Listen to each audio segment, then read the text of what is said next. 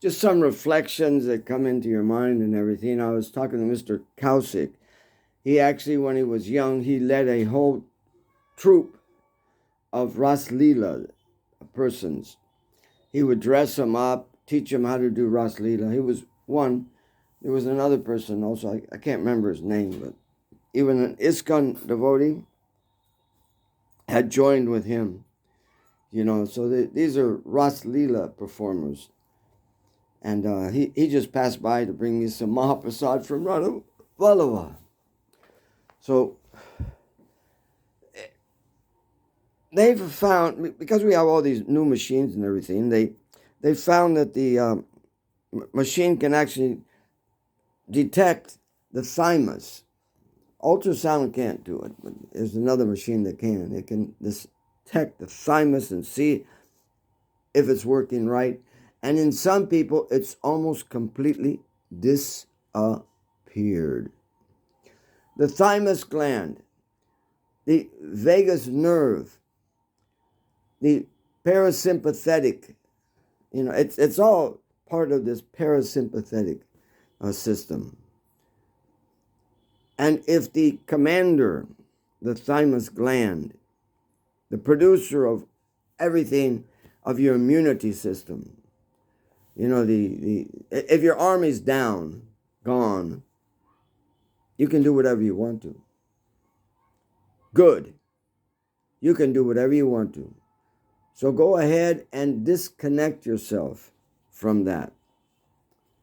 And then I don't have to worry. You will slowly disappear at your own, activities. Your own activities will help you to disappear. And in sickness, you won't be able to combat it, because this system is slowly gone to nothing.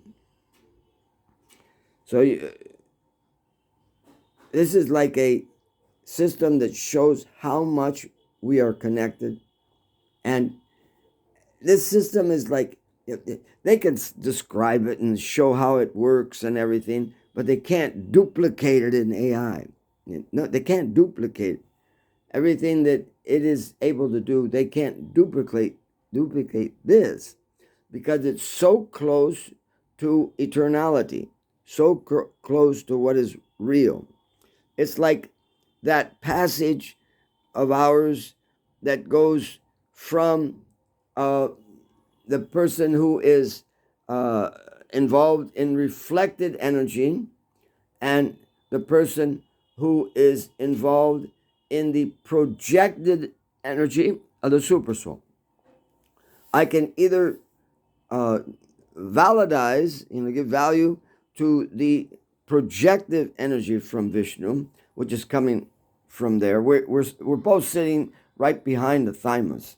That's a very good place for protection in that bone marrow. And if you just tap on it, it's better even to actually touch it. And right here you got it's almost like a hole, and you go down about 2 inches, and that's where the thymus starts, coming out. And it's long, You could even say would be the measurement that they give for the super soul. Oh, it's like a long, it's somewhat round, but it's long. So the thymus is almost like a projection of the super soul, the presence of the super soul.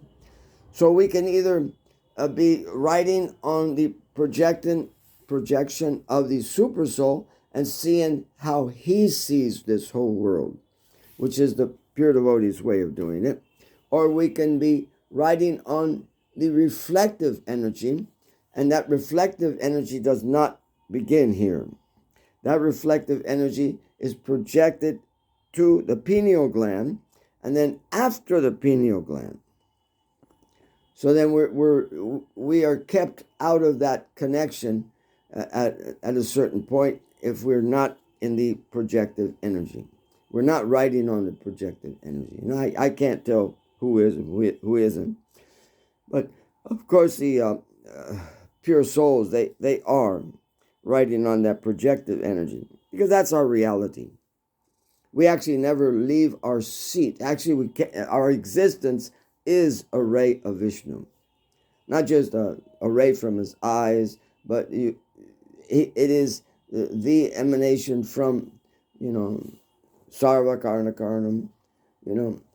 He is the cause of all causes. So that's where I am at. And the more that I do things that are not in a human realm, or I don't have to try to do it 99% of the time, but at least a little bit of the time, give some time to understand that the reality is able to be connected to. It's able to be connected to. It's not like it's unable to be connected to. So, so take the time to become a human, or disconnect you from the thymus gland and go through all the troubles of because the thymus gland is your immunity system. That's the ultimate connection of it. And so just thinking about that was making me feel so good. I got to get more in a connection with the reality, because it's possible. It's not that it's not possible. It's possible. It just takes an eagerness and a will to try to do it. I don't know how far down the road I am, but at least I've got the eagerness to try to become connected to that projected energy. And then I can see how the energy is working, Yeah, okay, I just thought I'd bring up, that's talking about the parasympathetic nervous system. The vagus nerve is very important, and the thymus gland it will show you how much you're connected or not. If you see that your thymus gland is pretty well dwindling, then you can say that, I'm not so connected, A person may be dying of cancer or something like that. My doctor, Dr. Satya, he's out in the jungles now. I hope nothing happened to him. He's out in the jungles looking for these special herbs in Orissa. And it's raining. It's, it's out there with nobody. You want to direct chapati, either a soup. Oh, you already made soup. Soup? Okay, soup. Yeah. No, soup. Apple soup. Yeah. Yeah, okay, yeah. Yeah, so he's out there in the jungles collecting these herbs and everything. He found 2 verses by a sage called Bharata. And back then, he described the cancerous growth like a bhuta. A bhuta, like the person not using their intelligence. So the cell is not following dictation of what it should follow. So he said, okay, in other words, don't think of cancer as like some enemy thing or something like that. So even a pure person can have this, because there's cells that are just not wanting to do what the general consensus is, and they're just on their own. Like some kid that you try to train, you just can't train them, So I never talk negatively of, although it has, some effect on the people, negative about cancer cells. So when I heard that, I you got to laugh. Abutam. And it's only, like he says, it's only 2 verses, and it gives 14 different herbs that the person should be taking to get their attention. And he was just amazed that this personality knew about different salts, not just one salt, but about 3 or 4 salts, maybe 6, if I correctly saying it. So it's incredible. He knew about different salts that not in his place, but in other places that you could collect, put them together, and make a medicine to help cure cancer. And all you're doing is trying to get their attention. It's like within copper is good. But if the copper goes into your body and all of a sudden it goes into like a leaching stage, your body can't see it. So the accumulation of the copper, it could accumulate within your liver, it could accumulate within your stomach, and because it's in that leaching stage, and it can't see it, it can't use it, and it creates trouble, and that trouble can create cancer, because the cells that are associated with that will come out, and your body can't see it. Your body can't see it, can't get rid of it, doesn't even know it's there, but it's giving some trouble. So, yeah, these substances should be tried to remove, or else they cause cancer. So you could have cancer and still be very well connected with Krishna. Very well connected with Krishna. But in general, I'm telling that if the thymus is, they say it can even disappear. In some people, the thymus has disappeared. So if your thymus has disappeared, you're not connecting with the vagus nerve system or the parasympathetic system or the actual super soul. You're not trying to connect with this. These things that can't be duplicated. They can't be duplicated within this world. These are like things that they know they're there, they know they're acting, but they can't duplicate how they're acting. They can't do it. It's impossible for them. So take this, seriously, that a person should, not just like something you do extra one day a week or something like that, but if you want some good health and some leading down the path of good health, try to get connected with your own body. I mean, why not get connected with your own body? And that means you sitting behind the thymus, come through the thymus, and the thymus protects you as you're within this body. This is the system. I'm being protected by the thymus, and if I don't use this medium, and I just use the outside three-dimensional medium with no high energy, then not a human, and I can only wait for some disaster in this body. Okay, thank you very much. Haribol. Yeah. Again, today is the day that my wife willingly left. Yes, in 2017, it was March 31st, but now it's March 22nd. And she left early in the morning, about 10 o'clock. Her body never turned blue all the way up until about 6:30 at night. Didn't become rigid. Rigor mortis shows fear and everything. So it never became rigid. It was very limber. And and it looked like her friends would comment that it looked like she had a smile.